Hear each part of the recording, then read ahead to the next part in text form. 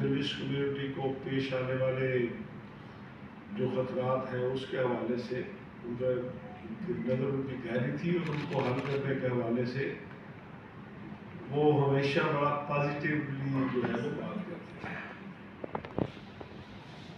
جو بات نواز صاحب چلے گئے کہ جب انہوں نے وہ تقریر کی تھی پنڈی پریس کلب کے گیٹ پہ چڑھ کے اس وقت وہ ہمارے ساتھ تھے. اچھا بعد میں ظاہر ہے حالات سیاست میں ہوتا ہے کہ بھائی آپ کی مخالفت اور دوستی سیاست میں ہمیشہ ایک جیسی نہیں رہتی, کبھی مخالف ہوتی ہے کبھی. پھر ہمارے ساتھ بھی ان کا بڑا ٹسل بھی رہی, لیکن آخری 2-3 سال میں ہر ایشو پہ بیٹھ کر بات کرنا, اس کے حل کے لیے بات کرنا. لاسٹ ملاقات سعدیہ اقبال صاحبہ ڈاکٹر صاحبہ ان کے ساتھ تھی, ہماری ہوئی تھی سینٹر طلحہ خان صاحب کے گھر میں.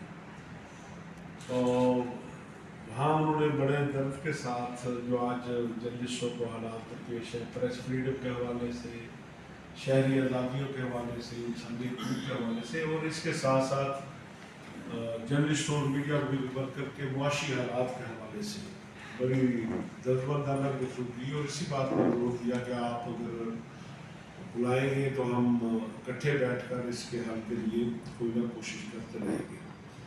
تو ابھی سارے دوست سے بات کرتے رہے کر کے جا رہے تھے کہ بھائی کہ یہ ایک کسی بھی ٹریڈ یونسٹ کی بڑی بدقسمتی ہے کہ ظاہر ہے کہ جو بھی بندہ کسی بھی تنظیم میں کام کرتا ہے وہ اپنے بچوں کا وقت کمیونٹی کے لیے قربان کرتا ہے, اپنے دفتر کا وقت قربان کرتا ہے, ٹھیک ہے. لیکن مسئلہ یہ ہے کہ ہوتا کیا ہے, جب کسی کا مسئلہ ہو تو وہ اپنے دفتر کے مالک کو گالی نکالنے کے بجائے پہلے ٹریڈ یونسٹ کو نکالے گا.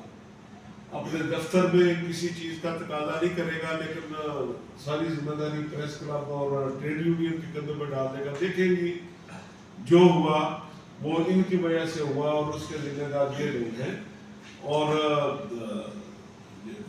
وہ مظہر صاحب کے حوالے سے ہی تمام ٹریڈ یونین کے حوالے سے ایک ہی بات صاحب کے ساتھ آتی ہے کہ عمر بھر سنگزنی کرتے رہے اہل وطن, یہ اور بات ہے کہ دفنائیں گے اعزاز کے ساتھ. تو یہ ایک ٹریجڈی چل رہی ہے, ٹھیک ہے, اور چلتی رہے گی. دوسرا آپ نے جو مظہر صاحب کے حوالے سے بات کی, ایک جنرلی پوری کمیونٹی کے لیے یہ ضروری ہے, لیکن ظاہر ہے مظہر صاحب چلے گئے ہیں.